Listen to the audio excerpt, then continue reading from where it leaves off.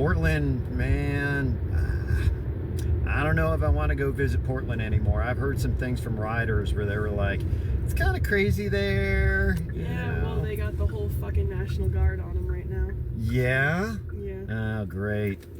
Yeah. That's fun. Yeah. Oh, that sucks. Yeah, that shit's coming for New York City soon anyway, too, so. Probably gonna touch every state, every major city, I'm thinking. He's got people deployed in Nashville right now. We've been seeing ice trucks around. Oh, really? Yeah, which is scary as hell. Wow. Yeah. But who is that scary for? I think it's scary for anyone who wants to live in a democratic situation. Okay. Yeah. But what if they're illegally here? Yeah, I mean, I do understand that. I think you gotta dive into what it means to be an illegal alien in the very sense that they're using that term. Right. I think I have no problem with holding up the law. I think the way that they're doing it right now is a little disgusting. Yeah. I don't know if there's any other way that they can go about that, though. You know, I try to go at every angle to think about this, and I'm like, how, you know, if people know they're here illegally and they're potentially going to be, you know, caught, or they have the worry of that, you know, how do you remedy this if you know that, you I don't know how you remedy it, but I know you don't do it by pepper spraying children. Yeah, that's not cool, dude. No. Pepper spraying anybody. Ripping families apart. Yeah, that's not right. Beating up peaceful protesters. But again, for the families, you know, ignorance is not, you know, an excuse. If I get pulled over right now for doing 20 over the speed limit and I said, sorry, officer, I didn't see the sign. Yeah. I still get a ticket because I was still breaking the law, whether I knew it or not. Yeah, I think there's also a difference in, like, closing down our country for asylum. I think, like, a lot of these people that are fleeing from, like, war-raging or, like, drug-ridden countries, and I think the way the administration has responded to people seeking asylum has been pretty provocative in a lot of ways. Yeah, I'd have to agree. Yeah, it really is. I mean, it's a sketchy situation, no matter which side you're on or looking at it. Yeah. I don't feel like there are clear answers, and I think the way I lead through is looking at it from a non-violent perspective. Oh, I think that's the exact opposite of what's happening right now. Yeah. We don't need violence. We don't need wars. I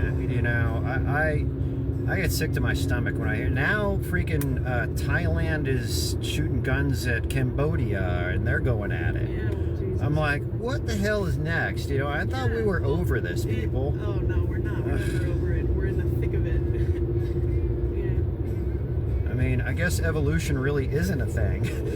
You know, because I'm like, we should be past this by now, past prejudice. I think it's called regression, is what it is. Yeah, that's a good word. Yep, that's true. I think it's a sickness, and I think it's deeply contagious.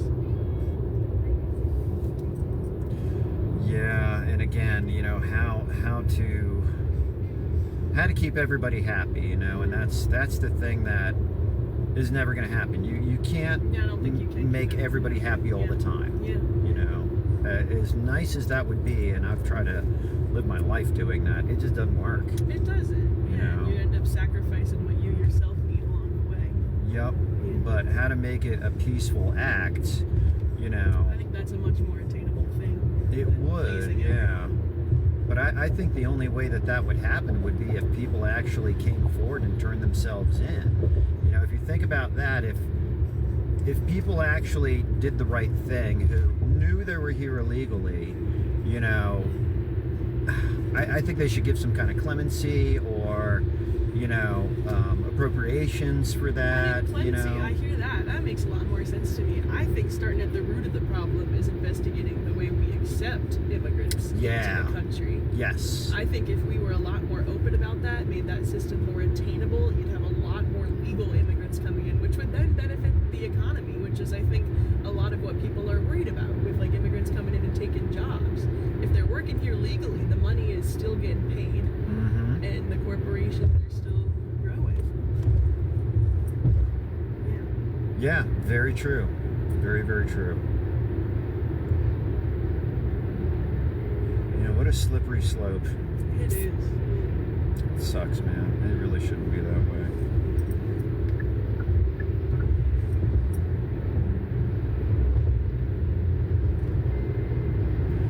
just so imperfect. Yeah. And everybody thinks that they know the answer. Yeah. So there's all these different tactics to, you know, remedy and correct and alter. Sometimes it works, sometimes it doesn't. And it's just, honestly, I don't know how somebody would ever want to be a politician and have to deal with this kind of stuff. No, that is you know? not the way my brain works. Hell no, dude. Right? You want to be sitting down and having to pass judgment over all these things, you know? Jesus, yeah, no, that's a job for someone a little smarter than I. Yeah, or naive, or I don't know. Exactly. That's a good point. Because if you go about it with a very logical reasoning to it all, you're not going to really accomplish a whole heck of a lot, I don't think. You know, I think they need some people who, I hate to say it, but those people are necessary to push the limits.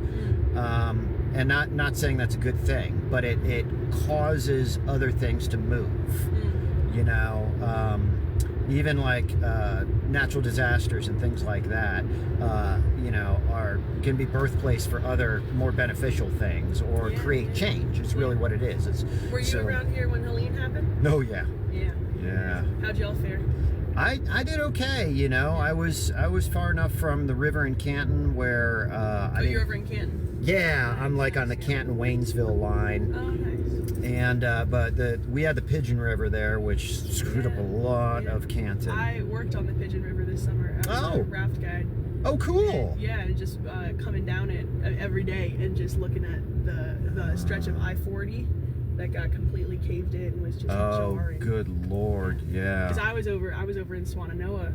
I mean, I walked home in the middle of the hurricane. You know what I mean? My gosh. We woke up and it was crazy. Swannanoa is still all wacky looking. Yeah, no, we're still fucked. Yeah. For lack of a better term. No, that's very true. You know what's fucked even harder is the Bat Cave and Chimney Rock area. Rock. Yeah, I was driving through Chimney Rock, I think about a month back, and it definitely looks better than the photos that they released right after, but it's like walking into like a war zone. It is. It's insane. I had a random ride down there also, and I actually have never been down those back roads, but there's like so many alternative lights down there where they're closing off a lane, you know, and stopping traffic and just everything. Building still like makeshift bridges over that little river right there. Yeah, it's still piles of like garbage and junk in the area. It's like they didn't even get out there to do any cleaning yet. It looks like. But I know it looks like that, but the worst part is they've been putting like in weeks and like months and a year's worth of like cleaning it, and it still looks like that. Oh my god! That just shows you like how horrible it was to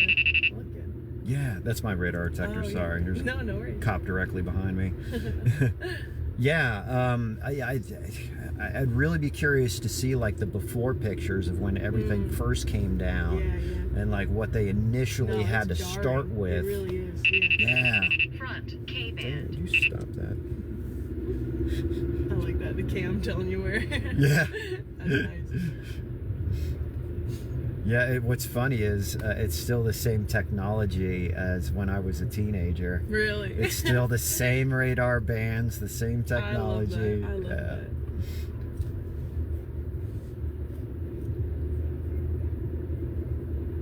Yeah, this here, like going just through this stretch, this reminds me of like the where I was at going through Chimney Rock and Bat Cave, because everything is just... Yeah, I haven't been back to Bat Cave like specifically, but I've been like on the outside of it and Chimney Rock. Front K-band. It's gnarly. Everything up out of there looks pretty decent. You know, I had a friend like, how are they, when you came through Bat Cave, she was like, how was the orchards? And I was like, orchards look fine. I don't see anything problem. Everybody who's up and out of there is in good shape, you know? Yeah, no, what's weird is you'll notice like it's the natural stuff is growing back just fine. It's the man-made stuff that's still sitting there. Yep. Which is, because it's just like a bunch of concrete and stuff. Yep. But like you'll look back, the overgrowth is there. That's so true. I didn't even think of that. Yeah. Because she's used to this, we're not. Right, yep. Exactly. Front K-band. You stop that. How annoying. He probably knows I have a radar detector. And what about it? And Yeah. what about it? What's he gonna do? Not a whole lot when you're stopped in traffic. Yeah. Thankfully, it's legal here. There's some states where it's not legal and you Really? can't have one. Yeah. That's But- fucked up. Yeah. Well.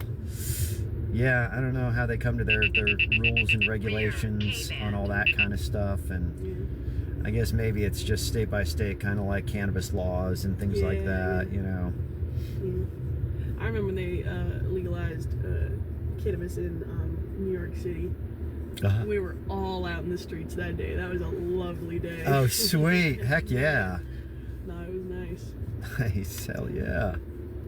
Yeah, I've always been celebrating when the states have passed it, like Yeah. through voting sessions and Yeah, things no, like it's that. awesome. We got such bigger things to worry about. I don't know why people are worried about banning weed. Yeah, it's money. It's big money that's worried Yeah. about the weed, alcohol and stuff like that. The big alcohol businesses, and those are the ones who are actually need to be scrutinized. Yeah. You know, alcohol is what's adversely affecting people, No, not absolutely. not I agree with you weed. 100% on that. Yeah. And now they're talking about this thing called like scrimpting or something, or that? scrumpting, where they said it's from hypertension of marijuana use, where people are, they said, yelling and vomiting. And I'm like, what? That's probably a pre-existing condition, I'd have to bet. I know. I was like, I've been smoking, I did using cannabis ever since I was in high school. Yeah. You know, I've never heard of anything like that. I'm Yeah. like, this No, is some I think bullshit. what they try and do is they pull like hyper-specific cases and they blow those up to the public and make it look like it's a really bad thing.